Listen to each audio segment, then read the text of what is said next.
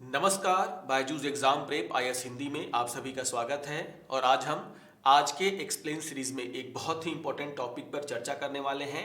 और वो टॉपिक है भारत का जो विधि आयोग है, यानी कि जो लॉ कमीशन है, उसके द्वारा आपराधिक मानहानि के कानून पर जो अपनी सिफारिश यहाँ पर सौंपी गई है, उसको लेकर के आप सभी को ध्यान में रखना है कि जो लॉ कमीशन है उसने अपनी 285th रिपोर्ट जो है सरकार को सौंपी है, जिसमें उन्होंने जो आपराधिक मानहानि का कानून हमारे देश में है उसको लेकर के कुछ बहुत ही महत्वपूर्ण सिफारिशें सरकार को की हैं। तो इस मुद्दे को हम लोग यहाँ पर समझने का प्रयास करेंगे और ये भी देखेंगे कि आखिर इस रिपोर्ट में जो विधि आयोग है उसने आपराधिक मानहानि को लेकर के कौन सी सिफारिशें की हैं, कौन सी बातें की हैं। तो शुरू करते हैं आज के इस सत्र को। और जैसा कि मैंने कहा कि जो 22वां विधि आयोग है उसके द्वारा अपनी एक रिपोर्ट प्रस्तुत की गई है, आपराधिक मानहानि के कानून को बरकरार रखा जाए या नहीं रखा जाए, इसको लेकर के। और यहाँ पर जो शीर्षक है उस रिपोर्ट का, उसका नाम क्या है? आपराधिक मानहानि का कानून। और यहाँ पर जो है इस रिपोर्ट को हम लोग क्या बोल रहे हैं? 285th report of law commission. तो विधि आयोग के द्वारा जो 285th रिपोर्ट है, जो कि किस पर आधारित है? मानहानि के कानून पर आधारित है, आपराधिक मानहानि को लेकर के है। ये जो है रिपोर्ट सरकार को यहाँ पर सौंपी गई है। तो आप सभी को कुछ बातें ध्यान में रखनी है। सबसे पहले विधि आयोग के बारे में कि आखिर ये विधि आयोग होता क्या है और किस तरीके से ये काम करता है। उसके बाद जो है हम लोग इस पूरे के पूरे मामले को यहाँ पर समझने का प्रयास करेंगे। आपको ये भी ध्यान में रखना है कि जो 22वां विधि आयोग है उसके जो अध्यक्ष हैं कौन है? न्यायमूर्ति ऋतुराज अवस्थी। और उनकी अध्यक्षता में जो विधि आयोग है उसने क्या किया है? आपराधिक मानहानि के कानून पर अपनी एक रिपोर्ट यहाँ पर प्रस्तुत की है। और इस रिपोर्ट में साफ साफ कहा गया है कि अभी फिलहाल हमारे देश में आपराधिक जो मानहानि का कानून है उसे बरकरार रखने की आवश्यकता है। इसके पीछे जो लॉ कमीशन ने दलीलें दी हैं उसको हम लोग यहाँ पर समझेंगे और पूरा का पूरा मामला समझेंगे कि आखिर लॉ कमीशन को ये जो मुद्दा है वो क्यों सौंपा गया। लेकिन जैसे कि मैंने कहा कि सबसे पहले हमें ये समझना होगा कि आखिर जो लॉ कमीशन है यानी का जो विधि आयोग है वो होता क्या है। अगर हम बात करें कि भारत का जो विधि आयोग है क्या वो एक संवैधानिक संस्था है या फिर वैधानिक संस्था है, तो आपको ध्यान में रखना है कि कानून मंत्रालय भारत के जो विधि आयोग है उसको किस तरीके से डिफाइन करता है। उसके अनुसार जो विधि आयोग है वो क्या है? एक गैर वैधानिक निकाय है। तो याद रखिएगा, जो विधि आयोग है ना तो वो संवैधानिक संस्था है ना ही वो वैधानिक संस्था है। वो क्या है? एक गैर वैधानिक निकाय है। क्योंकि इसको लेकर के चर्चा ना तो हमारे कॉन्स्टिट्यूशन यानी कि संविधान में हुई है, ना ही इसको लेकर के कोई अधिनियम वगैरह जो है संसद से पारित किया गया है कि ये इस तरीके से बनाया जाएगा। आपको ध्यान में रखना है कि भारत सरकार की अधिसूचना के द्वारा, यानी कि भारत सरकार की अधिसूचना का मतलब क्या है कि जो विधि और न्याय मंत्रालय है और उसका भी जो विधि कार्य विभाग है उसके द्वारा एक अधिसूचना जारी की जाती है और उस अधिसूचना के माध्यम से विधि आयोग का गठन किया जाता है। और इसलिए यहाँ पर यह कहा जाता है कि विधि आयोग क्या है? एक गैर वैधानिक निकाय है। तो इसको आपको सबसे पहले ध्यान में रखना है। लेकिन इसका कार्य क्या है? इसका कार्य है कि जो भी हमारे देश में कानून है उसको लेकर के अनुसंधान करना, किन नए कानूनों की हमें आवश्यकता है, कौन से कानून पुराने हो गए हैं, जो मौजूदा कानून है उनमें किस तरह की चेंजेस करने की संभावनाएं हैं। तो इसको लेकर के ये क्या करता है? विधि आयोग सरकार को अपनी सिफारिशें सौंपता है। तो ये बात बहुत ही जरूरी है जिसको कि आपको ध्यान में रखना है। हमारे देश में जो पहला विधि आयोग था उसका गठन 1955 में किया गया था। और जो 22वां विधि आयोग जो अभी सिफारिशें अपनी दे रहा है उसका जो गठन है 21 फरवरी 2020 को किया गया था, जिसका कार्यकाल रखा गया था 3 साल। लेकिन कोविड-19 के कारण यहाँ पर आप देखोगे कि इसमें लेट हुआ और यहाँ पर जो 22वां विधि आयोग है उसका कार्यकाल 31 अगस्त 2024 तक बढ़ा दिया गया है। और अभी ये जो है सरकार को अलग अलग मुद्दों पर अपनी रिपोर्ट प्रस्तुत कर रहा है। तो ये कुछ बेसिक जानकारियां हैं जो कि आपको ध्यान में रखना है। अब सबसे पहली बात ये होती है कि आखिर विधि आयोग ने जो आपराधिक मानहानि का कानून है उसके ऊपर क्यों चर्चा की या फिर उस पर अपनी रिपोर्ट क्यों सौंपी। इसके लिए आपको समझना पड़ेगा कि आखिर जो विधि आयोग है वो किस तरीके से कार्य करता है। अगर हम उसकी बात करें तो आपको ध्यान में रखना है कि जो विधि आयोग है वो कैसे मुद्दों को उठाता है चर्चा करने के लिए या फिर सरकार को सिफारिश देने के लिए। वैसे मुद्दे जो केंद्र सरकार के द्वारा उनको सौंपे गए हों, ध्यान रखिएगा, केंद्र सरकार के द्वारा उनको सौंपे गए हों। इसके अलावा जो सुप्रीम कोर्ट ऑफ इंडिया है, सुप्रीम कोर्ट और जो हाई कोर्ट है, उनके द्वारा भी मान लीजिए कोई संदर्भ यानी कि कोई मामला या फिर कोई जो एक विषय है वो अगर सौंपा जाता है किसको, विधि आयोग को, तो विधि आयोग क्या करता है, उस पर अपनी सिफारिशें सरकार को सौंपता है। तो याद रखिएगा कि जो मेन वर्क है विधि आयोग का वो क्या है कि केंद्र सरकार के द्वारा या फिर जो सुप्रीम कोर्ट और हाई कोर्ट उनके द्वारा जो विषय उसको सौंपे जाते हैं उस पर ये क्या करता है, अपनी सिफारिशें सरकार को सौंपता है। ये बात आपको ध्यान में रखना है। इसके अलावा भी अगर मान लीजिए कुछ मामलों में कभी कभी ये देखा जाता है कि जो विधि आयोग अगर कोई बहुत ही महत्वपूर्ण विषय है तो उस पर अपनी कुछ सिफारिशें जो है सरकार को सौंप सकता है।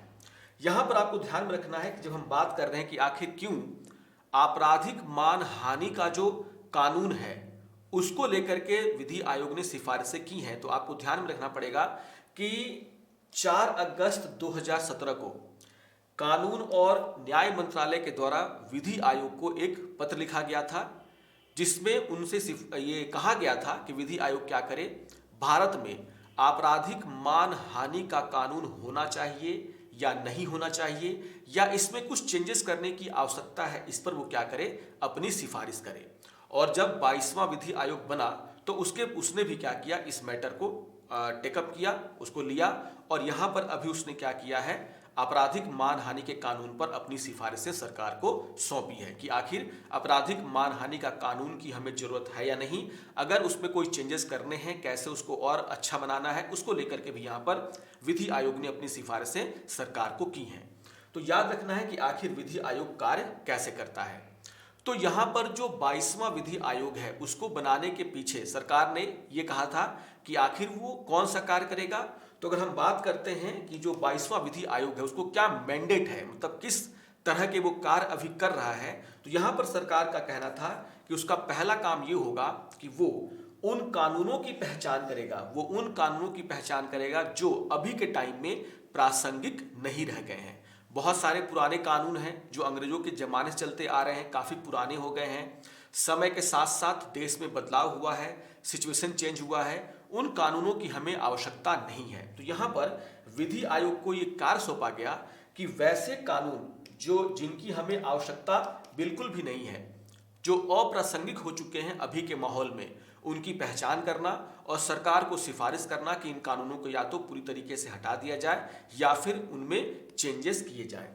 तो यहाँ पर जो है पहला काम सौंपा गया था 22वां जो विधि आयोग था उसको कि आप क्या कीजिए, वैसे कानूनों की पहचान कीजिए जो अभी के टाइम में क्या हो चुके हैं, पूरी तरीके से अप्रासंगिक यानी कि प्रासंगिक नहीं है, जिन्हें तुरंत निरस्त किए जाने की आवश्यकता है। पहली बात तो ये। दूसरा आपको ध्यान में रखना है कि यहाँ पर यह भी कहा गया था सरकार को कि आप क्या कीजिए, जो न्याय वितरण प्रणाली है उसमें किस तरीके से हमें सुधार लाने की आवश्यकता है, इस पर भी विधि आयोग को कहा गया कि आप क्या कीजिए, सरकार को सिफारिशें दीजिए। तो दूसरा पॉइंट आपको ये ध्यान में रखना है एग्जाम पॉइंट ऑफ व्यू से।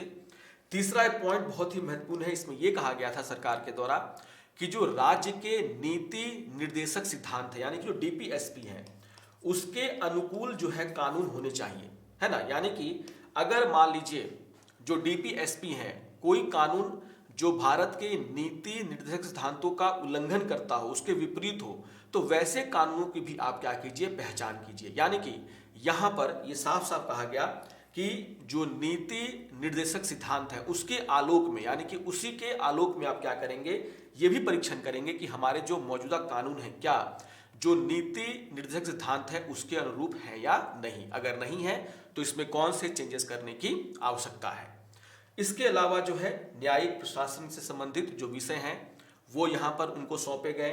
ये कहा गया कि किसी अन्य देश में अनुसंधान कैसे होता है कानून को लेकर के, या फिर जो केंद्रीय अधिनियम है उनका किस तरीके से सरलीकरण किया जाए, इसको लेकर के जो विधि आयोग से क्या मांगी गई थी, सिफारिशें मांगी गई थी। और इसके साथ साथ मैंने आपको क्या कहा, इसके साथ साथ यहाँ पर विधि आयोग को एक और काम सौंपा गया था और वो काम क्या था कि विधि आयोग क्या करेगा, जो आपराधिक मानहानि का कानून है उसको देश में रखा जाए या नहीं रखा जाए या उसमें कैसे चेंजेस किए जाए, इसको लेकर के वो क्या करेगा, सरकार को सिफारिशें करेगा। तो इन सभी मुद्दों पर एक एक करके विधि आयोग ने क्या किया है, अपनी सिफारिशें देना शुरू किया है। और अभी जो लेटेस्ट सिफारिश आई है जिसे हम लोग बोल रहे हैं 285th रिपोर्ट, यह जो है आपराधिक मानहानि के कानून को लेकर के है। तो ये कुछ बेसिक बातें हैं जिसको आपको ध्यान में रखना है। अब जैसे मैं कह रहा हूं कि यहां पर आपराधिक मानहानि के कानून की समीक्षा क्यों करने के लिए दिया गया किसको, विधि आयोग को, इसके पीछे का पूरा मामला आपको समझना होगा। अगर हम मानहानि की बात करें, सबसे पहले आपको यह ध्यान रखना है कि आखिर मानहानि होता क्या है। तो अगर हम मानहानि की बात करते हैं तो कहा जाता है कि मानहानि मतलब आप अगर कोई ऐसा कथन कहते हैं, ऐसा कोई गलत काम करते हैं जिससे किसी दूसरे व्यक्ति की प्रतिष्ठा क्या होती है, उसको नुकसान पहुंचता है, तो उसे हम क्या कह सकते हैं, मानहानि। और आपको ध्यान में रखना है कि हमारे देश में जो भारतीय दंड संहिता है उसकी धारा 499 से लेकर के 502 तक, 499 से लेकर के 502 तक जो मानहानि है उसको डिफाइन भी किया गया है, उसमें उसके क्या प्रॉपर्टीज होनी चाहिए, और अगर आप मानहानि के दोषी पाए जाते हैं तो आपको किस तरह की सजा मिलेगी, इसको लेकर के यहाँ पर जो है बातें कही गई हैं। तो आपको ध्यान में रखना है कि हमारे देश का जो कानून है, यानी कि जो भारतीय दंड संहिता है, उसकी धारा 499 से लेकर के 502 तक मानहानि के संबंध में जो है क्या करता है, बातें करता है। यानी कि आप कह सकते हैं कि हमारे देश में भी अगर कोई व्यक्ति किसी व्यक्ति के प्रतिष्ठा को लेने का प्रयास करता है, उसको खत्म करने का प्रयास करता है, उसको नुकसान पहुंचाने का प्रयास करता है, यानी कि जो मानहानि है उसे जो है एक आपराधिक कार्रवाई माना गया है। और इसको लेकर के जो है भारतीय दंड संहिता की धारा 499 क्या करती है, उसको डिफाइन करती है। और 499 से लेकर के 502 तक मानहानि में क्या होने चाहिए, क्या उससे उसको दंड मिलना चाहिए, उसको यहाँ पर सारी बातें यहाँ पर कही गई हैं। तो अगर हम बात करते हैं कि आखिर कानून के नज़रों में मानहानि क्या है, कानून किस तरीके से मानहानि को डिफाइन करता है, तो याद रखिएगा कि जो आईपीसी की धारा 499 है वो क्या करता है, मानहानि को डिफाइन करता है। और उसमें क्या कहा गया है कि अगर कोई व्यक्ति, इसके अनुसार क्या है, अगर कोई व्यक्ति बोल करके, लिख करके, इशारों में या तस्वीरों के जरिए किसी भी माध्यम से क्या करता है, किसी व्यक्ति की प्रतिष्ठा को नुकसान पहुंचाने का कार्य करता है, नुकसान पहुंचाने का कार्य करता है, तो उसे क्या माना जा सकता है, मानहानि माना जाएगा। तो ये डेफिनेशन दिया गया है किसके तहत, 499 के तहत, कि अगर मान लीजिए कोई व्यक्ति बोलकर, लिखकर, इशारों में या तस्वीरों के जरिए किसी व्यक्ति के प्रतिष्ठा को क्या कर रहा है, नुकसान पहुंचा रहा है, तो इसको क्या माना जा सकता है, मानहानि। अब यहां पर यह भी कहा गया है कि या आप जानबूझ करके आप ऐसा कर रहे हैं, आपको पता है कि अगर आप ऐसा बोलेंगे, आप ऐसा करेंगे या फिर आप ऐसा लिखेंगे तो क्या हो सकता है, किसी व्यक्ति की प्रतिष्ठा को नुकसान पहुंचेगा। यानी कि अगर आपने जानबूझकर गलत इरादे से ऐसा काम किया है तो ये क्या माना जाएगा, मानहानि माना जाएगा। तो इस तरीके से जो धारा 499 वो क्या करता है, आपराधिक मानहानि को जो है क्या करता है, डिफाइन करता है। तो ये तो रही कि मानहानि होता क्या है। लेकिन अगर हम देखें तो मानहानि की प्रकृति को यहां पर डिफाइन किया गया कि मानहानि कितने प्रकार के हो सकते हैं। कानून के अनुसार जो मानहानि है वो दो तरह का होता है। पहला है आपका सिविल मानहानि और दूसरा होता है आपराधिक मानहानि। याद रखिएगा यहां पर जो है विधि आयोग ने जो है आपराधिक मानहानि को लेकर के क्या किया है, अपनी सिफारिशें की हैं। यहां पर जैसे मैंने कहा कि अगर हम मानहानि की बात करते हैं तो जो मानहानि है उसको दो प्रकार से यहां पर डिफाइन किया गया। एक होता है आपका सिविल, यानी कि सिविल मानहानि, और दूसरा होता है आपका आपराधिक मानहानि। अब यहां पर ये कैसे डिफरेंस किया जाएगा, ये डिफरेंस कहता है उद्देश्य से लेकर के, मतलब कि आपने जो मानहानि की है किसी व्यक्ति की, उसका उद्देश्य क्या था, उसको लेकर के यहां पर क्या किया जाता है, ये अंतर किया जाता है कि कौन सा मानहानि सिविल मानहानि होगा और कौन सा मानहानि जो है वो आपराधिक मानहानि होगा। तो ये बात आपको यहां पर ध्यान रखना है कि जो मानहानि के कितने प्रकार होते हैं, तो सिविल एंड क्रिमिनल, डिफेमेशन, और यहां पर दोनों में अंतर क्या है, सबसे पहले आपको ध्यान में रखना है दोनों में अंतर क्या है। जब हम बात करते हैं सिविल डिफेमेशन की, यानी कि सिविल मानहानि की, तो ये भी मानहानि है। लेकिन यहां पर देखा जाता है कि इसमें कोई जेल टर्म वगैरह का कोई प्रावधान नहीं है। मतलब कि अगर मान लीजिए आपने किसी व्यक्ति के बारे में कुछ ऐसा कहा और उस व्यक्ति ने कहा कि आपने जो है उसका मानहानि किया है, और वो मानहानि मान लीजिए सिविल मानहानि का मुद्दा है, तो यहां पर कोर्ट क्या कहेगा कि जो भी आपको फाइन लगा सकता है कि आप ऐसी बातें ना कहें। इस तरह के जो है यहां पर आदेश दिए जा सकते हैं कोर्ट के द्वारा। लेकिन अगर आप देखेंगे, अगर मामला किसका है, क्रिमिनल डिफेमेशन का है, आपराधिक मानहानि का है, तो आपको ध्यान में रखना है कि आपराधिक मानहानि के मामले में क्या होता है, फाइन के साथ साथ जेल टर्म भी आपको दिया जा सकता है। यह सबसे बड़ा अंतर है। तो सिविल मानहानि के मामले में आप क्या देख रहे हो कि यहां पर जेल टर्म का कोई प्रावधान नहीं है। लेकिन अगर हम बात करते हैं क्रिमिनल मानहानि के मामले में, है ना, आपराधिक मानहानि के मामले में, तो यहां पर क्या है, यहां पर आपको ध्यान रखना है कि क्रिमिनल डिफेमेशन में जो पनिशमेंट है वो क्या हो सकता है, फाइन भी हो सकता है, और फाइन के साथ साथ जेल टर्म भी आपको यहां पर दिया जा सकता है, ताकि कोई और व्यक्ति जो है इस तरह का मानहानि ना कर सके। तो ये बातें आपको ध्यान में रखना है कि आखिर सिविल मानहानि और आपराधिक मानहानि में क्या अंतर है। तो जो मैंने कहा कि सिविल मानहानि वह गलती है जिसका निवारण मौद्रिक मुआवजे से किया जा सकता है।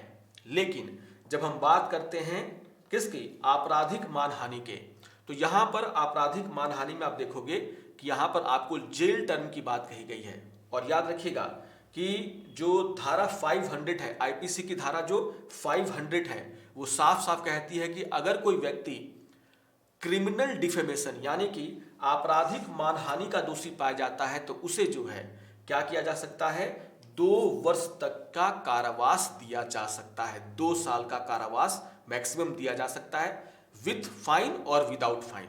या तो उस पर जुर्माना भी लगाया जा सकता है कारावास के साथ साथ, या फिर बिना फाइन के भी उसे जो है 2 साल तक की मैक्सिमम सजा दी जा सकती है। तो कहने का मतलब है कि आपको ध्यान में रखना है कि एक तो मानहानि के 2 प्रकार, और 2 प्रकारों में एक सिविल डिफेमेशन और दूसरा क्या है आपका क्रिमिनल डिफेमेशन, जिसको हम लोग बोलते हैं आपराधिक मानहानि।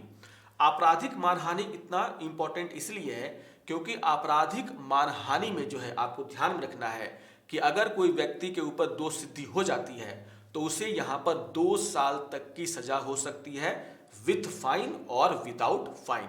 ये बातें आपको ध्यान में रखनी है।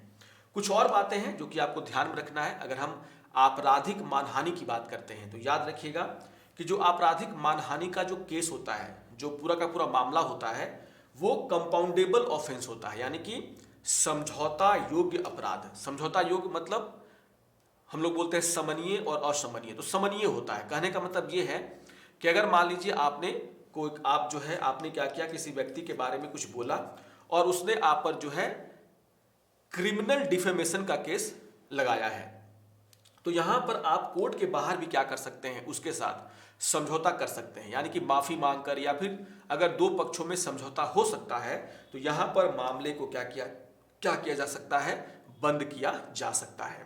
तो इसका मतलब होता है कि वो क्या है, कंपाउंडेबल ऑफेंस है, यानी कि समझौता योग्य अपराध है।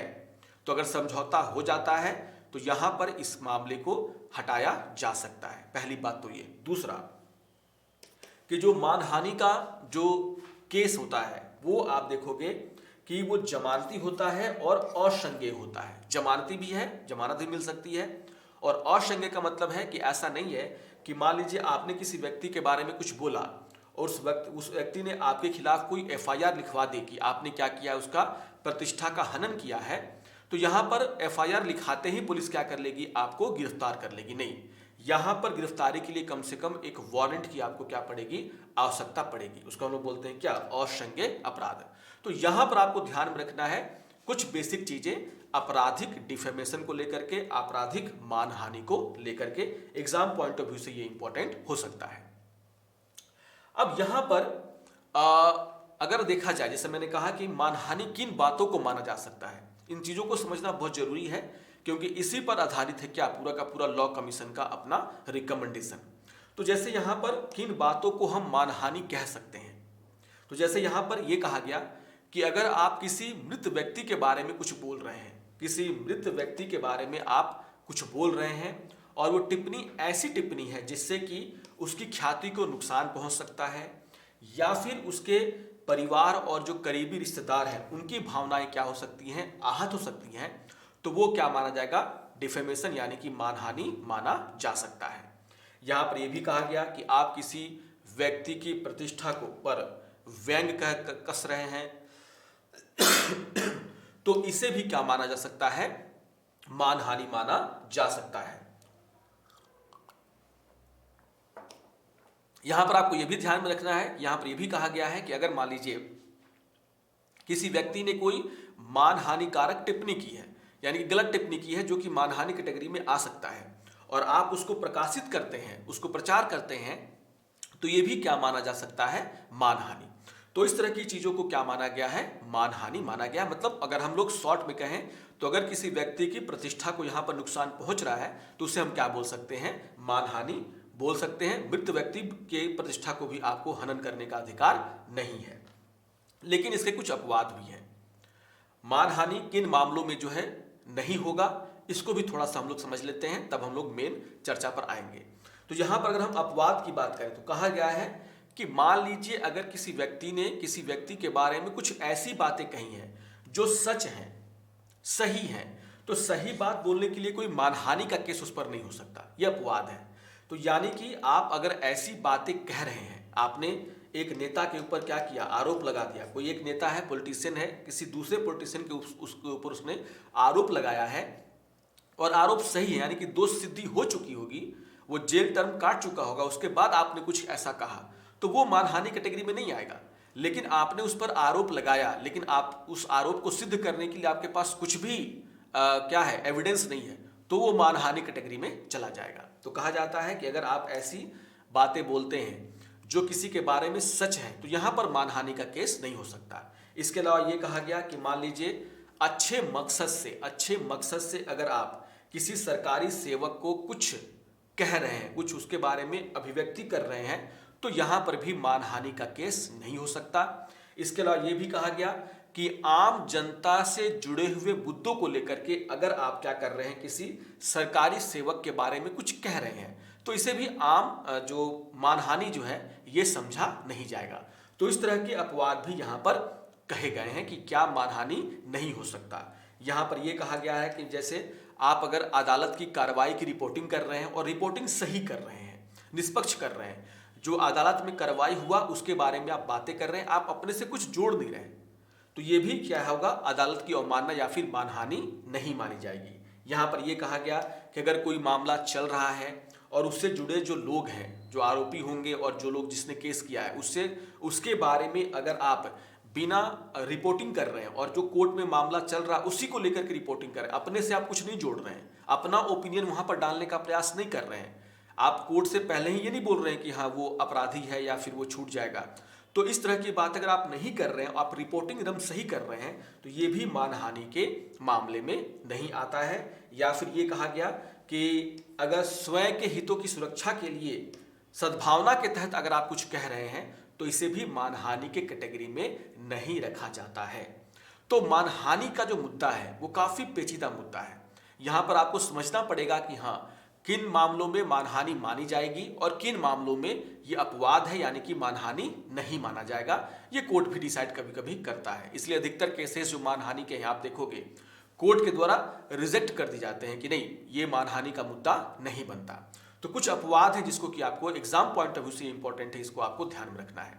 तो जब हम बात कर रहे हैं आपराधिक मानहानि की, तो मानहानि का मुद्दा एग्जाम पॉइंट ऑफ व्यू से हमेशा इंपॉर्टेंट रहा है। तो सारे जो लॉज हैं वो मैंने आपको बता दिए कि आखिर मानहानि होता क्या है, किस तरीके से मानहानि के प्रकार हैं और किसमें क्या सजा का प्रावधान है, और ये जो अपवाद है वो भी आप लोग क्या करेंगे, ध्यान में रखेंगे एग्जाम पॉइंट ऑफ व्यू से।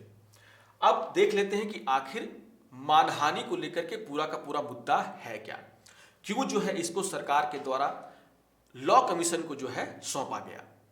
यहां पर एक बहुत ही इंपॉर्टेंट चर्चा है जिसको आपको समझना होगा कि मानहानि को हमेशा इस रूप में प्रस्तुत किया जाता है कि कहीं ना कहीं जो मानहानि के केसेस हैं वो क्या कर रहे हैं, हमारे संविधान के द्वारा हमें जो अभिव्यक्ति की स्वतंत्रता का अधिकार दिया गया है ये उसके क्या है, खिलाफ है। तो इसको लेकर के बार बार ये चर्चा होती है कि अभिव्यक्ति की स्वतंत्रता बनाम प्रतिष्ठा का अधिकार, प्रतिष्ठा का अधिकार। तो यहां पर कहीं ना कहीं ये चर्चा से आपको समझ में आएगा कि आखिर क्यों जो है ये केस, ये जो मुद्दा है वो किसको दिया गया, विधि आयोग को दिया गया, और सुप्रीम कोर्ट ने जो है इस मुद्दे पर अपनी क्या दलील दी है। यहां पर आप ध्यान रखोगे कि जैसा कि मैंने कहा कि अनुच्छेद 19 आप सभी जानते हैं, और अनुच्छेद 19 के तहत हमारे देश के नागरिकों को जो है अभिव्यक्ति की स्वतंत्रता का अधिकार दिया गया है। यानी कि आप किसी भी मुद्दे पर अपने विचार रख सकते हैं, अपनी बातें कह सकते हैं।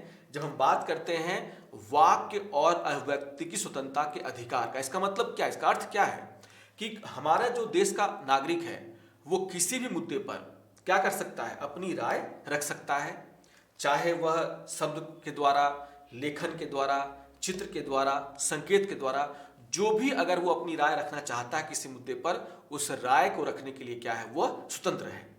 तो इसको हम लोग बोलते हैं वाक्य और अभिव्यक्ति की स्वतंत्रता का अधिकार, जो कि काफी महत्वपूर्ण अधिकार है इस देश के नागरिकों के लिए।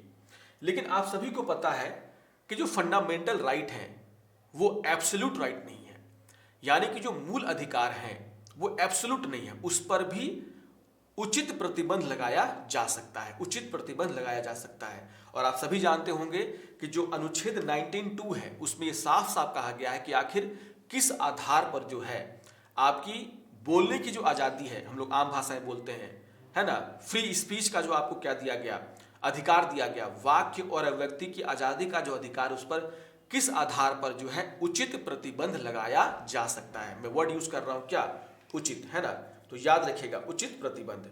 तो यहां पर जो अनुच्छेद 19(2) है उसमें क्या कहा गया कि अगर मान लीजिए सरकार को लगता है कि आपके द्वारा जो बोला गया बात है वो क्या है, भारत की संप्रभुता और अखंडता के विरुद्ध है, तो इस मामले को लेकर के वो आप पर, आपके वाक्य और अभिव्यक्ति की आजादी पर क्या लगा सकता है, प्रतिबंध लगा सकता है। इसके अलावा राज्य की सुरक्षा, सार्वजनिक व्यवस्था, विदेशी राज्यों के साथ मैत्रीपूर्ण संबंध, शालीनता या फिर नैतिकता, न्यायालय की अवमानना, ठीक है ना, और यहाँ पर है मानहानि, यहाँ पर है आपका क्या, मानहानि, और लास्ट क्या है, अपराध के लिए उकसाना। इन आधारों पर जो है सरकार क्या कर सकती है, आपका जो बोलने की आजादी का अधिकार आपको दिया गया, किसी मुद्दे पर अपना वक्तव्य रखने का अधिकार दिया गया, मत रखने का अधिकार दिया गया, उस पर वो क्या कर सकती है, उचित प्रतिबंध लगाया जा सकता है।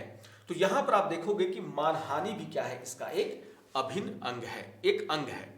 और यहां पर यानी कि मानहानि के आधार पर भी हमारा संविधान ये साफ साफ कह रहा है कि आपके वाक्य और अभिव्यक्ति की आजादी पर उचित प्रतिबंध लगाया जा सकता है। सबसे पहले आपको ये ध्यान में रखना है।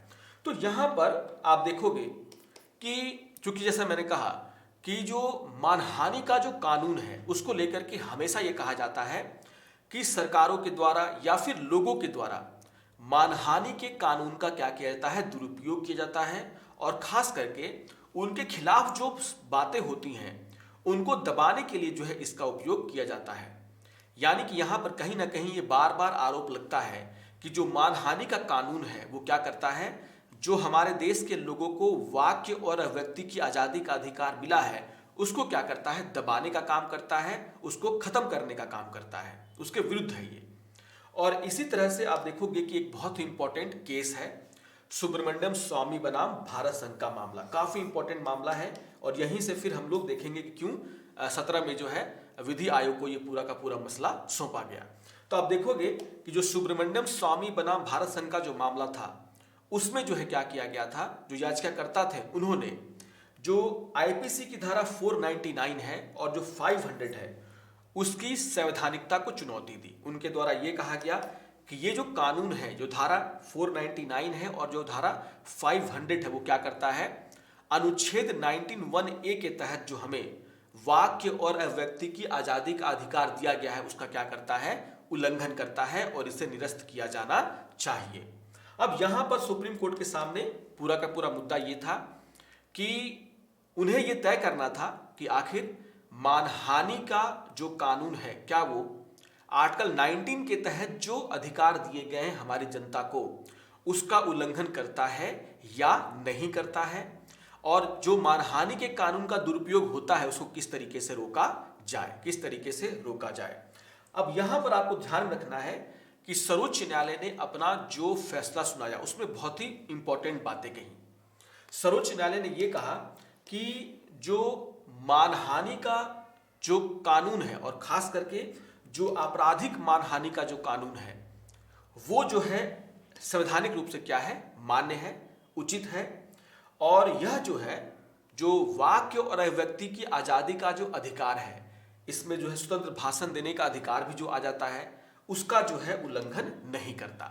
यहां पर सुप्रीम कोर्ट ने यह कहा कि जो मानहानि का कानून है वो क्या करता है, वो जो आर्टिकल 19 के तहत फ्री स्पीच का जो अधिकार दिया गया है लोगों को, भारत के लोगों को, उसका उल्लंघन नहीं करता है। तो कुछ महत्वपूर्ण बातें यहां पर कही किसने, सुप्रीम कोर्ट ने, उसको भी हम लोग यहां पर समझ लेते हैं। पहली बात तो यह है कि सुप्रीम कोर्ट ने कहा कि ये कानून जो है असंवैधानिक नहीं है।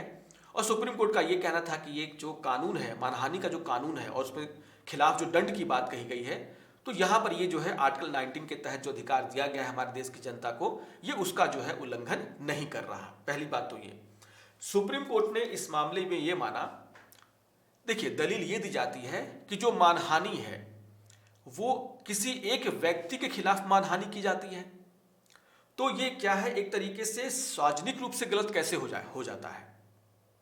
अगर मान लीजिए किसी व्यक्ति के खिलाफ कहा गया तो वो उसके खिलाफ केस लड़े, इसको जो एक सामाजिक रूप देने की बात करी जाती है, उसके खिलाफ भी याचिकाकर्ता ने कहा था कि ये एक सामाजिक रूप से गलत मानना, इसका क्या है, गलत बात है। अब यहां पर सुप्रीम कोर्ट ने यह भी कहा कि मानहानि को जो है सार्वजनिक रूप से गलत मानना क्या है, वैध है। क्यों वैध है? क्योंकि सुप्रीम कोर्ट का यह कहना था कि जब आप किसी व्यक्ति पर क्या करते हैं, आरोप लगाते हैं, झूठे आरोप लगाते हैं, मनगढ़ंत बातें कहते हैं, तो ये उस व्यक्ति के साथ साथ जो समाज है उसकी मर्यादा का भी क्या करता है, खंडन करता है। क्योंकि जो व्यक्ति है वो समाज का हिस्सा है। अगर उसकी प्रतिष्ठा को क्या पहुंचती है, चोट पहुंचती है, तो उसकी व्यक्तिगत प्रतिष्ठा को तो चोट पहुंचती है, लेकिन प्रतिष्ठा कहाँ है उसकी, समाज में है ना। तो कहीं ना कहीं उसके समाज में जो उसका एक तरीके से क्या था, चित्रण था, व्यक्तित्व था, उसको भी यहाँ पर क्या पहुंचता है, उसको धक्का पहुंचता है। और इसलिए सुप्रीम कोर्ट ने यह कहा कि मानहानि क्या है, उसको जो है सार्वजनिक रूप से गलत माना जाना चाहिए, कि वे एक व्यक्ति के साथ साथ समाज के खिलाफ भी क्या है, अपराध है।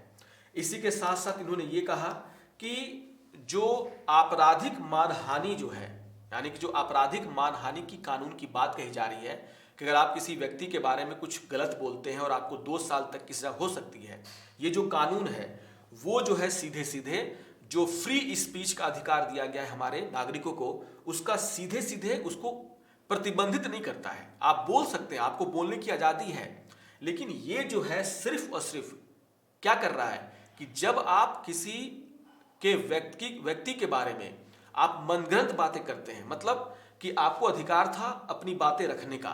क्या कहा गया कि लोकतंत्र में बोलने की आजादी है और असहमति का भी अधिकार मौजूद है। आप बोल भी सकते हैं, आप किसी के साथ क्या रख सकते हैं, असहमति रख सकते हैं, लेकिन जो है इसका मतलब ये नहीं हो सकता कि आप क्या करें, किसी दूसरे नागरिक को बदनाम करने का प्रयास करें, उसकी प्रतिष्ठा को नीचा करने का प्रयास करें।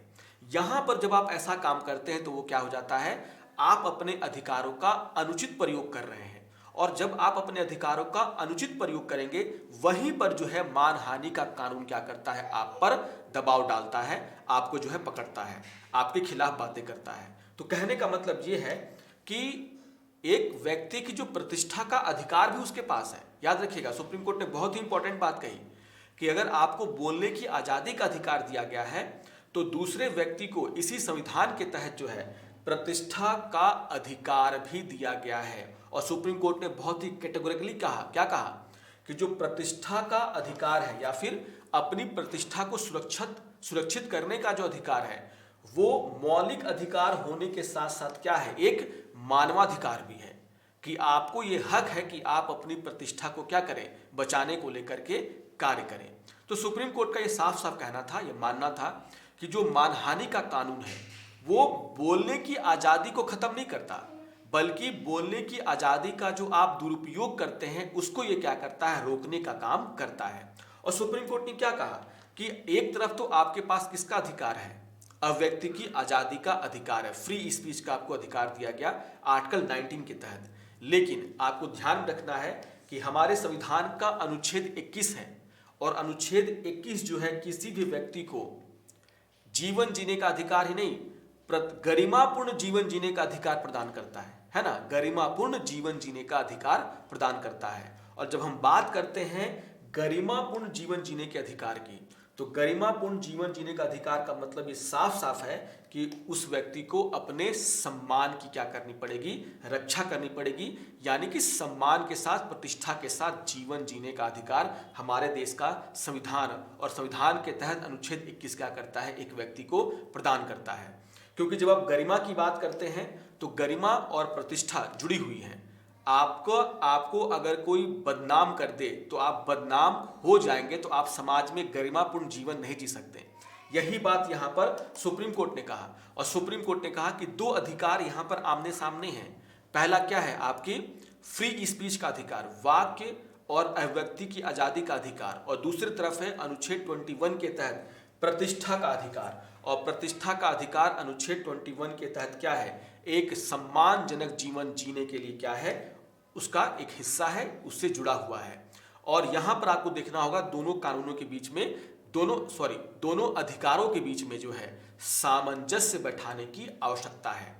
एक अधिकार का उपयोग करके आप दूसरे अधिकार को खत्म नहीं कर सकते, और दूसरे अधिकार का उपयोग करके आप पहले अधिकार को जो है दबा नहीं सकते। मतलब कि प्रतिष्ठा के नाम पर आप जो है किसी व्यक्ति का जो बोलने का अधिकार है उसको खत्म नहीं कर सकते, और बोलने के अधिकार के नाम पर आप किसी व्यक्ति का जो प्रतिष्ठा का अधिकार है उसका भी हनन नहीं कर सकते। यहां पर क्या करना होगा, आपको दोनों के बीच में जो है एक सामंजस्य स्थापित करने का काम करना होगा। और यहां पर ये सारी बातें दलील देकर के सुप्रीम कोर्ट ने क्या कहा कि जो 499 है, धारा 499 है भारतीय दंड संहिता की, जो धारा 499 है वो क्या है, असंवैधानिक नहीं है। यानी कि यहीं से जो है प्रतिष्ठा का अधिकार आर्टिकल 21 का एक तरीके से क्या बन गया, जो एक तरीके से उसका अंतरिम हिस्सा बन गया। तो कहीं ना कहीं सुप्रीम कोर्ट ने बहुत ही इंपॉर्टेंट बातें यहां पर कही थी, और जो सबसे इंपॉर्टेंट बात कही गई कि आपको दो अधिकारों के बीच में सामंजस्य बैठाना होगा। कानून में अगर कोई त्रुटियां हैं तो उसको आपको दूर करनी चाहिए, इसका दुरुपयोग नहीं होना चाहिए। मानहानि के कानून का दुरुपयोग भी आपको रोकना होगा, लेकिन एक व्यक्ति के प्रतिष्ठा का अधिकार भी है। आपको यह भी देखना होगा कि कहीं बहुत ज्यादा फ्री स्पीच अगर आपने दे दिया, लोगों को अधिकार दे दिया, तो लोग क्या करेंगे, अनाप शनाप तरीके से दूसरे लोगों को बदनाम करेंगे, उसकी प्रतिष्ठा का क्या करेंगे, हनन करेंगे। तो दोनों के बीच में जो है सामंजस्य बिठाना बहुत ही जरूरी है। ये बात जो है यहां पर सुप्रीम कोर्ट ने बहुत ही इंपॉर्टेंट तरीके से कही। तो यहां पर आप देखोगे कि दोनों मुद्दे आपको समझ में आने चाहिए। पहला कि जो बार बार ये कहा जाता है, पूरी दुनिया में आप देखोगे ये कहा जाता है कि जो मानहानि का कानून है, डिफेमेशन का केस है, वो सीधे सीधे उसका दुरुपयोग किया जाता है। खास करके जो बड़े लोग हैं, प्रतिष्ठित लोग हैं, जो समाज में एक बहुत रुतबा रखते हैं लेकिन गलत काम करते हैं, उनके द्वारा क्या किया जाता है, इस कानूनों का दुरुपयोग किया जाता है। कभी कभी सरकारें भी क्या करती हैं, इसका दुरुपयोग करती हैं, और ये कहीं ना कहीं जो फ्री स्पीच का जो राइट है उसको क्या करता है, खत्म करने का काम करता है। आप देखोगे कि पूरी दुनिया में, और भारत सहित पूरी दुनिया में इसको लेकर के चर्चा हो रही है कि क्या डिफेमेशन का जो कानून है वो होना चाहिए या नहीं होना चाहिए। मैं कुछ रिपोर्ट आपके सामने रख रहा हूं। आप देखोगे कि यूनेस्को का एक रिपोर्ट आया, उसमें यह कहा गया था कि जरूर कुछ देश हैं दुनिया में जिन्होंने क्या किया है, अपने देश में जो मानहानि है उसको जो है डीक्रिमिनलाइज करने का काम किया है। मतलब जो आपराधिक मानहानि है उसको खत्म करने का काम किया है। ठीक है, आपने मानहानि किया तो आपको कुछ फाइन कर देते हैं, कोई और सजा दिलवा देते हैं, लेकिन जो जेल इंप्रिजमेंट है, जेल की सजा थी, उसको यहां पर खत्म करने का बहुत सारे देशों ने क्या किया है, काम किया है। पूरा मुद्दा यही है कि जो आपराधिक मानहानि में जो जेल टर्म की बात कही जाती है, क्या वो रहना चाहिए या नहीं रहना चाहिए। कहीं इसका डर दिखा करके जो फ्री स्पीच है उसको तो दबाने का काम नहीं किया जा रहा है। तो आप देखोगे कि दुनिया में बहुत सारे ऐसे देश हैं, उन्होंने क्या किया है, हाल फिलहाल में अपने अपने देशों में जो मानहानि का कानून है, और उसमें खास करके जो आपराधिक मानहानि के कानून है उसको खत्म करने का काम किया। जैसे यहां पर डेटा दिया गया यूनेस्को के द्वारा, और कहा गया कि अफ्रीका में 12 देशों के द्वारा, एशिया और पैसिफिक में 7 देशों के द्वारा, लैटिन अमेरिका और कैरिबियन देशों में 18 देशों के द्वारा, यूरोप में और नॉर्थ अमेरिका में 6 देशों के द्वारा क्या किया गया है, सेंट्रल और ईस्टर्न यूरोप में लगभग 14 देशों के द्वारा क्या किया गया, अपने अपने देश में जो मानहानि से जुड़े हुए जो कानून थे उसको उन्होंने क्या किया है, फुल्ली या फिर पार्सली क्या किया है, डीक्रिमिनलाइज करने का काम किया है, डीक्रिमिनलाइज करने का काम किया है। तो ये बात आपको क्या करना है, यहां पर ध्यान में रखना है। लेकिन अगर आप देखोगे तो इसी रिपोर्ट में ये कहा गया है कि 160 से ज्यादा ऐसे देश हैं अभी भी जहां पर मानहानि का जो मानहानि है उसे अपराध माना जाता है, और कुछ देशों ने तो हाल फिलहाल में कुछ कड़े नियम भी इसके साथ क्या कर दिए हैं, जोड़ दिए हैं। तो आप देखोगे दोनों तरह की बातें हैं। कुछ देश ऐसा है जो अपने देश में मानहानि को जो है खत्म करने का काम कर रहे हैं, और कुछ देश ऐसे हैं जो क्या कर रहे हैं, जो मानहानि को और कड़ा जो कानून है उसको क्या कर रहे हैं और कड़ा बना रहे हैं। और लगभग 160 देश ऐसे हैं जहां पर अभी भी मानहानि को अपराध माना जाता है। तो लेकिन जैसे मैंने कहा कि दुनिया के बहुत सारे ऐसे देश हैं जिन्होंने क्या किया है, अपने अपने देशों में मानहानि का जो कानून है उसको खत्म करने का काम किया। जैसे सबसे पहले तो नाम आता है यूके का ही। ये यूके क्योंकि ये आईपीसी 1860 है ना, यूके के जो ब्रिटिशर्स थे उन्होंने ही इस तरह के कानून बनाए थे। लेकिन कहा जाता है कि जिस देश ने इस कानून को बनाया उसने खुद ही अपने देश में मानहानि के कानून को डीक्रिमिनलाइज कर दिया। इसका मतलब ये होता है कि आपराधिक मानहानि को यहां पर क्या कर दिया गया, खत्म कर दिया गया। फाइन वगैरह लग सकता है, लेकिन आपराधिक मानहानि को क्या कर दिया गया, खत्म कर दिया गया। तो सबसे पहले तो बात यही है कि 2013 में ही इसको लेकर के यूके ने एक एक्ट जो है क्या किया था, पास किया था, जिसमें यह कहा गया था कि जो डिफेमेशन होगा, खास करके क्रिमिनल डिफेमेशन, उसको यहां पर खत्म कर दिया गया। अगर हम यूएस की बात करें तो ये कहा जाता है कि जो फेडरल लॉ है यूएस में, उसमें जो है डिफेमेशन को लेकर के, क्रिमिनल डिफेमेशन को लेकर के कोई भी कानून नहीं है। लेकिन हाँ, कुछ स्टेट ऐसे हैं, जैसे यूएस में कहा जाता है कि 17 स्टेट ऐसे हैं जहां पर अभी भी मानहानि का कानून वहां पर है। अगर हम बात करते हैं श्रीलंका की, अगर हम पड़ोस में ही जाते हैं, श्रीलंका में भी आप देखोगे क्या किया गया, 2003 में ही श्रीलंका ने क्या किया, अपने देश में जो डिफेमेशन है उसको जो है आपराधिक नहीं माना, उसको वहां से खत्म कर दिया गया। मतलब कि क्या है कि जो सिविल डिफेमेशन है वो तो ठीक है वहां पर, लेकिन जो क्रिमिनल डिफेमेशन है उसको क्या कर दिया गया, पूरी तरीके से खत्म कर दिया गया। ऑस्ट्रेलिया है या फिर आप देखोगे कि जो न्यूजीलैंड है, उसने भी क्या किया, अपने देश में जो आपराधिक मानहानि के कानून थे उसको यहां पर खत्म करने का काम किया है। तो अगर हम इंटरनेशनल बात करें और देशों की बात करें तो दोनों तरफ से मिक्स बातें हैं कि कुछ देशों ने क्या किया है, इस कानून को और मजबूत किया, और कुछ देशों ने अपने अपने देशों में जो खास करके जो क्रिमिनल डिफेमेशन की बात है उसको क्या किया, खत्म करने का काम किया। तो यहां पर जो है आपको ध्यान रखना है कि पूरे दुनिया में इस बात को लेकर के विमर्श है कि क्या मानहानि का कानून होना चाहिए, और खास करके सिविल जो डिफेमेशन है उसको नहीं, लेकिन जैसे मैंने कहा कि जो क्रिमिनल डिफेमेशन है जहां पर जेल टर्म की बात होती है उसको खत्म करने की यहां पर बात जोरों शोरों से उठाई जाती है बहुत सारे लोगों के द्वारा। अब आपको ध्यान में रखना है कि इसी को लेकर के जो सुप्रीम कोर्ट का जजमेंट था और सुप्रीम कोर्ट जो टिप्पणियां की थी कि जो डिफेमेशन का जो कानून है उसका दुरुपयोग भी नहीं होना चाहिए, और इसी को लेकर के यहां पर जैसे मैंने कहा शुरू में बताया कि 2017 में विधि आयोग को जो है, उस समय जो विधि आयोग थे उसको क्या किया गया था, एक संदर्भ दिया गया था कि आप क्या करें, जो आपराधिक डिफेमेशन है, आपराधिक मानहानि को लेकर के आप अपनी राय सरकार को दें। और यहां पर 22वें विधि आयोग ने क्या किया, इसको फुल्ली तरीके से स्टडी किया। यहां पर यह कहा जाता है विधि आयोग के द्वारा कि उनके द्वारा क्या किया गया है, जो डिफेमेशन कानून का इतिहास है ना, भाषण और अभिव्यक्ति की स्वतंत्रता का अधिकार है ना, इसके साथ जो उसका संबंध है उस पर व्यापक चर्चा की गई है, प्रतिष्ठा का अधिकार, इससे इसका क्या लेना देना, इन सभी बातों की यहाँ पर चर्चा करके क्या किया गया है, विधि आयोग के द्वारा अपनी 250वीं रिपोर्ट जो है, 285th रिपोर्ट जो है क्या किया गया, यहाँ पर सौंपा गया। और यहाँ पर इन्होंने निष्कर्ष ये निकाला कि नहीं, डिफेमेशन का जो कानून है और खास करके जो क्रिमिनल डिफेमेशन का कानून है वो होना चाहिए। अब निष्कर्ष पर हम लोग देख लेते हैं कि आखिर विधि आयोग ने अपने निष्कर्ष में कौन कौन सी बातें कही हैं। ये सबसे इंपॉर्टेंट है कि विधि आयोग के द्वारा क्रिमिनल डिफेमेशन होना चाहिए या नहीं होना चाहिए, इसको लेकर के क्या बातें कही। और जैसे मैंने कहा कि सारे मुद्दों पर उन्होंने क्या किया, यहां पर चर्चा किया है। जैसे यहां पर मुद्दा क्या था कि आपराधिक मानहानि यानी जो क्रिमिनल डिफेमेशन है उसका जो कानून है वो संवैधानिक है या नहीं है। तो जो बातें यहां पर सुप्रीम कोर्ट ने कही थी कि नहीं ठीक है, आर्टिकल 19 के तहत आपको किसका अधिकार है, अभिव्यक्ति की आजादी का अधिकार है, लेकिन अगर आप देखोगे तो आर्टिकल 21 के तहत गरिमापूर्ण जीवन जीने का अधिकार भी है। और यहां पर सुप्रीम कोर्ट ने साफ साफ कहा कि जो प्रतिष्ठा का अधिकार है वो अनुच्छेद 21 के तहत गरिमापूर्ण जीवन जीने के अधिकार का क्या है, हिस्सा है।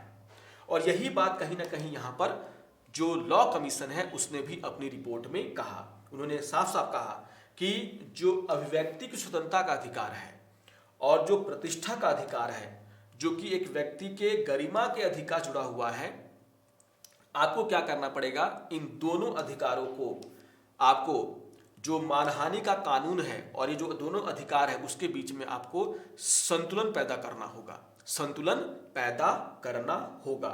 और यहां पर ये साफ साफ कहा गया है कि जो वर्तमान में आपराधिक मानहानि का कानून है वो मुख्य रूप से क्या है, वो मुख्य रूप से क्या करता है, किसी व्यक्ति की प्रतिष्ठा की रक्षा करने के लिए क्या है, आवश्यक है और उचित है। तो यहां पर जो है लॉ कमीशन है उसने साफ साफ ये कहा कि जो आपराधिक मानहानि का कानून है वो जो है उसकी विशेषता क्या है, वो जो है मुख्य रूप से क्यों बनाया गया, वो इसलिए बनाया गया ताकि जो है किसी व्यक्ति की प्रतिष्ठा की रक्षा की जाए। तो ये बात यहां पर साफ साफ कही लॉ कमीशन ने, और कहीं ना कहीं सुप्रीम कोर्ट ने जो बात कही थी उसको यहां पर दोहराया गया है। यानी कि जो मानहानि का कानून है और खास करके जो आपराधिक मानहानि का कानून है वो क्या है, वो क्या है, बिल्कुल सही है, बिल्कुल सही है, यानी कि संवैधानिक है। तो ये बातें आपको ध्यान में रखना है। देखिए यहां पर लॉ कमीशन के द्वारा ये कहा गया कि जो आपराधिक मानहानि है, जो आपराधिक मानहानि है वो क्या करता है, झूठे और जो दुर्भावनापूर्ण बयान है, झूठे और दुर्भावनापूर्ण जो बयान है उनके खिलाफ जो है एक निवारक के रूप में कार्य करती है ना। बहुत इंपॉर्टेंट है कि अगर ये कानून हटा दिया गया तो फिर कुछ लोग क्या करेंगे, आसानी से किसी भी व्यक्ति के प्रतिष्ठा का हनन कर सकते हैं, उसके बारे में अनाप शनाप बोल सकते हैं। तो यहां पर यह कहा गया कि क्यों आवश्यक है ये कानून। विधि आयोग का यह कहना है कि जो आपराधिक मानहानि है वो क्या करता है, जो झूठे और दुर्भावनापूर्ण बयान दिए जाते हैं एक दूसरे के खिलाफ, उसके निवारक के रूप में क्या करता है, काम करता है। और जो अगर आप देखिएगा कि सिविल डिफेमेशन को रखते हैं हम लोग और किसको हटा देते हैं, क्रिमिनल डिफेमेशन को, यानी कि तो सिविल डिफेमेशन में तो सिर्फ क्या है कि आप या तो माफी मांग लीजिए या फिर क्या कीजिए, कुछ फाइन आपको यहाँ पर लगा दिया जाएगा कि आपने उसकी प्रतिष्ठा को क्या किया है, झटका दिया है, खराब किया है। तो ये जो है उतना कारगर नहीं हो सकता। अगर हम जेल टर्म जब देते हैं तो ये एक तरीके से क्या होता है, इसके डर से लोग क्या करेंगे, जो झूठे और दुर्भावनापूर्ण एक दूसरे के खिलाफ देने से बचेंगे। तो इसके लिए भी यहाँ पर क्या है, ये कही गई कि हाँ, अगर हम क्रिमिनल डिफेमेशन को खत्म कर देते हैं और सिर्फ सिविल डिफेमेशन को रखते हैं तो इससे कहीं ना कहीं ये कारगर साबित नहीं होगा, लोग डरेंगे नहीं और लोग क्या करेंगे, आसानी से किसी भी व्यक्ति के खिलाफ कुछ भी झूठे और दुर्भावनापूर्ण बयान देना शुरू कर देंगे। तो ये बात यहाँ पर आपको ध्यानपूर्वक रखने की, आखिर विधि आयोग ने अपनी रिपोर्ट में क्या क्या बातें कही हैं। विधि आयोग ने ये कहा है कि ये जो कानून है, यानी कि जो अवमानना का, यानी जो हम लोग कहते हैं डेफेमेशन का जो कानून है वो जो है क्या करता है, अभिव्यक्ति स्वतंत्रता और जो प्रतिष्ठा के अधिकार को क्या करता है, संतुलित करता है। अगर ये कानून नहीं रहा तो फिर आप देखोगे कि फ्री स्पीच का उपयोग करके उसके नाम पर किसी व्यक्ति का जो प्रतिष्ठा का अधिकार उसको क्या किया जाएगा, खत्म करने का काम किया जाएगा। तो अगर ये कानून नहीं रहता है तो आप देखोगे कि क्या है, खास करके जो आपराधिक डिफेमेशन है, मानहानि है, उसका अगर उसको हटा दिया गया तो कहीं ना कहीं क्या होगा कि जो एक सामंजस्य बनाया गया है कानून के बीच में, दोनों अधिकारों के बीच में, वो क्या हो सकता है, यहाँ पर खत्म हो सकता है। तो ये बात यहाँ पर साफ साफ कहा गया है। इसके अलावा ये कहा गया कि सामाजिक सद्भावना बनाए रखने के लिए भी, बहुत इंपॉर्टेंट बात है, याद रखिएगा, सामाजिक सद्भावना बनाए रखने के लिए भी जो आपराधिक मानहानि है, क्रिमिनल डिफेमेशन है, उसके कानून होने हमारे देश में बहुत ही जरूरी है। देखिए, सामाजिक सद्भावना बनाए रखने के लिए आप सभी जानते हैं कि कुछ लोग क्या करते हैं, किसी दूसरे जाति के लोगों के खिलाफ, किसी की दूसरे धर्म के लोगों के खिलाफ, किसी समुदाय के खिलाफ कुछ ऐसी टिप्पणियां कर देते हैं जो उनके प्रतिष्ठा को क्या करता है, नुकसान पहुंचाता है। अगर इस तरह के, देखिए हमारे देश में क्या है, अलग अलग विचारधाराएं हैं, बहुत सारे धर्मों के लोग रहते हैं, बहुत सारी जातियां हैं, बहुत सारे संप्रदाय हैं, तो आप देखोगे कि कहीं ना कहीं जो है अगर इस तरह के कानून नहीं रहे तो क्या होगा कि कोई भी व्यक्ति किसी दूसरे संप्रदाय, किसी दूसरे जाति, किसी दूसरे धर्म के बारे में कुछ ऐसी बातें कह देगा जिससे कि उसकी गरिमा को ठेस पहुंचेगी और कहीं ना कहीं इससे जो सामाजिक सद्भाव है वो क्या हो सकता है, बिगड़ सकता है। तो अगर हम लोग क्रिमिनल डिफेमेशन को हटा देंगे तो ये क्या होगा, कहीं ना कहीं ये हमारे देश में जो सामाजिक सद्भाव है उसको क्या कर सकता है, दूर कर सकता है। तो आपको ध्यान में रखना है कि आखिर लॉ कमीशन ने क्या दलीलें दी हैं इस कानून को रखने के लिए, इसको बनाए रखने के लिए। तो ये बातें यहां पर कही गई। अब आप देखोगे कि जो दूसरा मुद्दा था वो क्या था लॉ कमीशन के सामने, कि क्या जो आपराधिक मानहानि का कानून है उसका दुरुपयोग होता है या नहीं होता है। अब इस पर भी काफी डिस्कशन किया किसने, लॉ कमीशन ने। लॉ कमीशन ये साफ साफ कहा कि जो भारत का संविधान है और जो अंतर्राष्ट्रीय संधियां हुई हैं जिसका भारत भी क्या है, एक तरीके से पक्षकार है, यहां पर आप देखोगे कि सभी जगहों पर जो अभिव्यक्ति की स्वतंत्रता का अधिकार है उसकी गारंटी की बात कही गई है, यानी कि जो फ्री स्पीच का अधिकार है उसको जनता को देने की बात कही गई है और हमारा संविधान भी इस तरह की बातें करता है। आप देखोगे कि बार बार बहुत सारे लोगों के द्वारा यह तर्क दिया जाता है कि जो आपराधिक मानहानि का जो कानून है, जिसका उद्देश्य क्या था कि व्यक्तियों और संस्थाओं को झूठे और नुकसान पहुंचाने वाले बयानों से बचाना। इसका उद्देश्य यही था ना कि अगर आप झूठे बयान देते हैं तो उसके खिलाफ आपराधिक मानहानि का केस दर्ज किया जाए। लेकिन इसका दुरुपयोग जो है बढ़ता जा रहा है, ये बार बार लोग कहते हैं। और दुरुपयोग कैसे बढ़ता जा रहा है, आप देखोगे कि यहां पर यह कहा जा रहा है कि जो सबसे बड़ी चिंता है आपराधिक मानहानि के कानूनों से वो क्या है कि इसका उपयोग जो है क्या किया जा सकता है, असहमति को चुप कराने के लिए किया जा सकता है। अगर कोई आपसे असहमत है तो आपने क्या किया, उस पर आपराधिक मानहानि का केस दर्ज करवा दिया। आप देखोगे कि हो सकता है कि उस पर ये आगे चल करके अदालत ये केस खारिज कर दे, लेकिन कम से कम इसी डर से आप क्या कर रहे हैं, उसको चुप कराने का काम तो कर रहे हैं कि हम आप पर क्या कर देंगे, क्रिमिनल डिफेमेशन का केस कर देंगे, आपको 2 साल की सजा करवा सकते हैं, आपको फाइन दिलवा सकते हैं, केसेस 2 साल 3 साल तक खिंच जाएंगे। तो कहीं ना कहीं ये कहा जाता है कि इस कानून का दुरुपयोग कैसे हो रहा है, तो इस कानून का दुरुपयोग ये हो रहा है कि असहमति को चुप कराने के लिए इसका उपयोग हो रहा है, पत्रकारों को डराने के लिए इसका उपयोग किया जाता है कि अगर आप हमारे खिलाफ कुछ भी लिखेंगे, रिपोर्टिंग करेंगे तो हम आप पर क्या कर सकते हैं, क्रिमिनल डिफेमेशन का केस कर सकते हैं। यहां पर यह कहा गया कि आलोचकों को डराने के लिए, पत्रकारों को डराने के लिए, निगमों या फिर प्रभावशाली व्यक्तियों के द्वारा या फिर शक्तिशाली संस्थाओं के द्वारा क्या किया जाता है, इस कानून का दुरुपयोग किया जाता है। ये बहुत ही इंपॉर्टेंट बात है जिसको लेकर के ये पूरा का पूरा जो है मामला आपको समझ में आएगा कि क्यों जो है आपराधिक जो मानहानि का कानून है उसको खास करके उसको लेकर के जो है ये कहा जाता है कि इसको हटा देना चाहिए और ये फ्री स्पीच का जो अधिकार है उसका क्या करता है, हनन करता है। यहां पर यह कहा जाता है कि सरकारें भी इसका उपयोग कर सकती हैं। जो सेंसरशिप होता है ना, सेंसरशिप मतलब क्या कि आप किसी के बारे में रिपोर्टिंग नहीं कर सकते, आप किसी के बारे में कुछ बोल नहीं सकते, तो ये सेंसरशिप का एक क्या बन सकता है, उपकरण बन सकता है। आपको ध्यान रखना है कि तमिलनाडु जैसे राज्य में एक समय था जब वहां की सरकारों ने कितने सारे जो क्रिमिनल डिफेमेशन के केस पत्रकारों पर किए, मीडिया हाउसेस पर किए।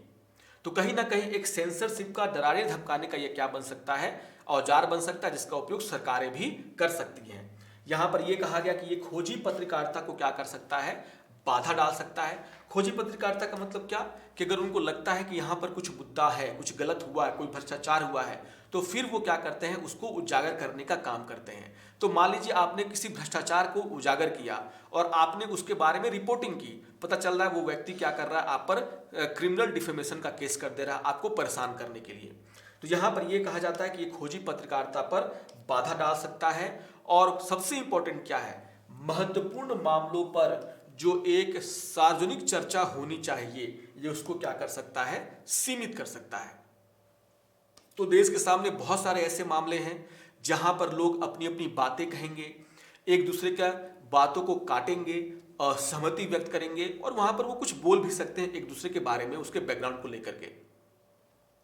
तो क्या उन पर जो है क्रिमिनल डिफेमेशन का केस हो जाना चाहिए? तो ये कहीं ना कहीं क्या करेगा, जो महत्वपूर्ण मामले होते हैं उस पर जो सार्वजनिक चर्चा है उसको क्या कर सकता है, सीमित कर सकता है। इस तरह की बातें यहां पर कुछ विद्वानों के द्वारा कही जाती हैं।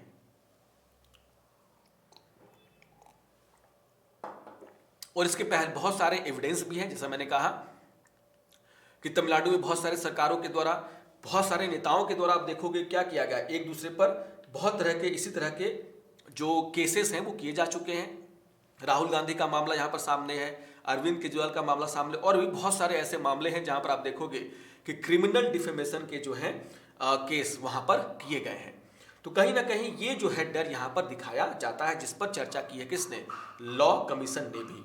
यहाँ पर यह कहा गया लॉ कमीशन के द्वारा कि कोशिश ये करनी चाहिए सरकार को कि जो आपराधिक मानहानि के कानून का दुरुपयोग है उसको कम किया जाए। यहां पर जो है सुधारों की मांग बार बार तो होती ही है, और यहां पर जो है लॉ कमीशन ने भी सरकार को यह कहा है कि हमें क्या करना चाहिए, आपको क्या करना चाहिए, सरकार को क्या करना चाहिए कि जो दुरुपयोग, इसका जो संभावित दुरुपयोग की संभावना है उसको रोकने का काम यहां पर करना चाहिए। जैसे यहां पर यह कहा गया कि कानून में हमें इस तरह से सुधार करने होंगे जिससे कि वैसे लोग, हमें सिर्फ क्या करना है, जो लोग तुच्छ और दुर्भावनापूर्ण शिकायतें करते हैं उसे हमें क्या करना, हतोत्साहित। तो आप कानून में इस तरह के चेंजेस किए जिससे कि जो सही बोलने वाले लोग हो वो तो इनकरेज हों, बस डिस्करेज कौन हो, डिस्करेज वो हो जो तुच्छ और दुर्भावनापूर्ण शिकायत करते हैं। तो तुच्छ और दुर्भावनापूर्ण शिकायतों को आपको क्या करना चाहिए, हतोत्साहित करना चाहिए। हतोत्साहित करना चाहिए मतलब कि जानबूझ करके आपके खिलाफ किसी ने केस ले आए कि बस इसको बोलने नहीं दिया जाए, इसलिए हम क्या करते हैं, एक डिफेमेशन का केस डाल देते हैं। ऐसे केसेस को हमें क्या करना होगा, डिस्करेज करना होगा। जो दुरुपयोग इस कानून का होता है उसके खिलाफ आपको क्या करने होंगे, सुरक्षा के उपाय प्रदान किए जाने चाहिए। मतलब कि जो व्यक्ति केस कर रहा है, अगर वो केस आगे चल करके झूठा पाया जाता है तो उसके खिलाफ भी आपको कोई कार्रवाई का कानून बनाना चाहिए।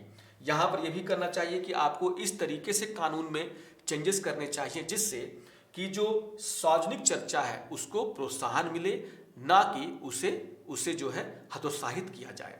तो यहां पर जो है विधि आयोग ने इस पूरी की पूरी चर्चा में यही कहा कि यह बात सही है, इस कानून के दुरुपयोग की संभावनाएं हैं, और जो सिविल सोसाइटी के द्वारा और बहुत सारे लोगों के द्वारा जो आपत्ति उठाई जाती है कि इसका उपयोग जो है असहमति को चुप कराने के लिए, आलोचकों को डराने के लिए, शक्तिशाली लोगों के द्वारा, संस्थाओं के द्वारा, खुद सरकार के द्वारा किया जा सकता है। तो यहाँ पर कहीं ना कहीं ये बातें सही हैं, और यहाँ पर सिफारिश ये की गई लॉ कमीशन के द्वारा कि आपको क्या करना चाहिए, कानून में सुधार करने चाहिए।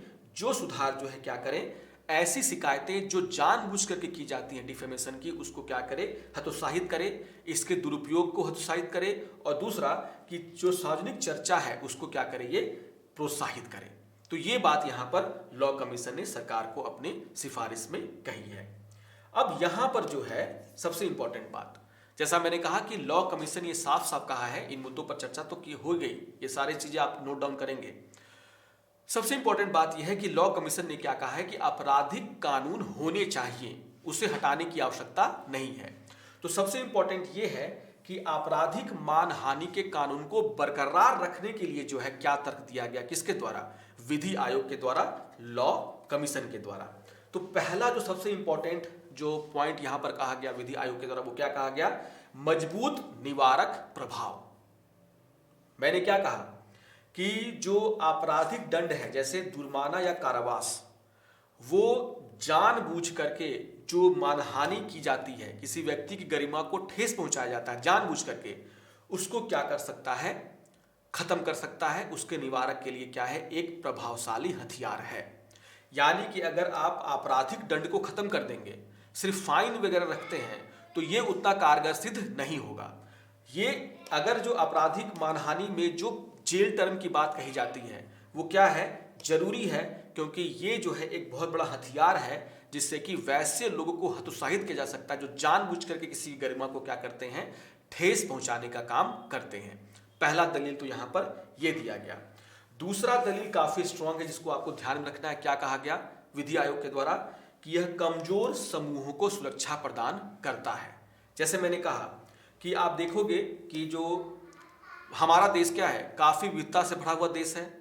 तो क्या होता है कि जो हाशिए पर रहने वाले समुदाय हैं, जो अल्पसंख्यक समुदाय हैं, उनके प्रति जो भेदभाव और घृणाप्रद जो भाषण देते हैं, जो हेट स्पीचेस दिए जाते हैं, उसके खिलाफ ये जो कानून है वो बहुत ही महत्वपूर्ण है। और एक तरीके से ये क्या करता है, समाज में जो हाशिए पर रहने वाले लोग हैं, जो अल्पसंख्यक समुदाय के लोग हैं, जो छोटी जातियों के लोग हैं, दलित हैं, उनको ये क्या करता है, सुरक्षा प्रदान करता है कि कोई व्यक्ति उनके बारे में कोई भी हेट स्पीच या फिर ऐसा कोई बात ना कह दे जो उनकी प्रतिष्ठा को क्या करता हो, हानि पहुंचाता हो। तो यहां पर जो है ये साफ साफ कहा गया है कि इसके लिए कमजोर समूहों की सुरक्षा के लिए हमें क्या जरूरत है, आपराधिक दंड की जरूरत है। यानी कि जो क्रिमिनल डिफेमेशन में जो दंड दिया जाता है उसकी हमें क्या है, आवश्यकता है। नहीं तो क्या होगा कि कमजोर समूहों की सुरक्षा भी यहां पर क्या होगी, प्रभावित होगी। तो दो बहुत ही स्ट्रॉन्ग आर्गुमेंट यहां पर इसको बनाए रखने के लिए जो है विधि आयोग के द्वारा दिए गए हैं, जिसको कि आपको क्या करना है, यहां पर ध्यान में रखना है। एग्जाम पॉइंट ऑफ व्यू से ये बहुत ही इंपॉर्टेंट है कि आखिर क्यों क्रिमिनल डिफेमेशन का जो है कानून हमारे देश में होना चाहिए। तो विधि आयोग का जो रेफरेंस लेकर के आप ये सारी बातें वहां पर लिख सकते हैं। यहां पर जो है कुछ सिफारिशें की गई हैं। सबसे लास्ट में सिफारिशें की गई हैं किसके द्वारा, इन सभी मुद्दों पर चर्चा करने के बाद विधि आयोग के द्वारा जो है कुछ सिफारिशें की गई हैं। और इस सिफारिश में साफ साफ कहा गया है कि जो प्रतिष्ठा का अधिकार है वो अनुच्छेद 21 का क्या है, एक अभिन्न पहलू है। और इस अधिकार को जो है खतरे में डालने का हम काम नहीं कर सकते, सिर्फ इसलिए कि कोई व्यक्ति क्या चाहता है, किसी दूसरे की गरिमा को खत्म करना, उसको खत्म करने के लिए अपनी फ्री स्पीच का अधिकार का उपयोग करना चाहता है। यानी कि वही सामंजस्य बैठाने की यहां पर बात कही गई है। तो सिर्फ एक अधिकार को आप ध्यान में रखेंगे और दूसरे अधिकार को ध्यान में रखेंगे, ये गलत अवधारणा है। और यहां पर साफ साफ ये बात कही गई है कि जो क्रिमिनल डिफेमेशन का जो कानून है वो क्या कर रहा है कि यहां पर एक व्यक्ति को एक अधिकार का अनुचित लाभ उठाने से क्या करता है, उसको रोकता है। और इसीलिए इस कानून की क्या है, यहां पर आवश्यकता है। और कुछ बहुत ही इंपॉर्टेंट एग्जाम्पल जो है यहां पर विधि आयोग ने दिए हैं अपने आर्गुमेंट को ठीक से साबित करने के लिए। क्या कहा गया, आप देखिए यहां पर organisation for security and cooperation in Europe, यानी कि OSCE क्या कहा जाता है, organisation for security and cooperation in Europe. इसका जो है एग्जाम्पल लिया गया।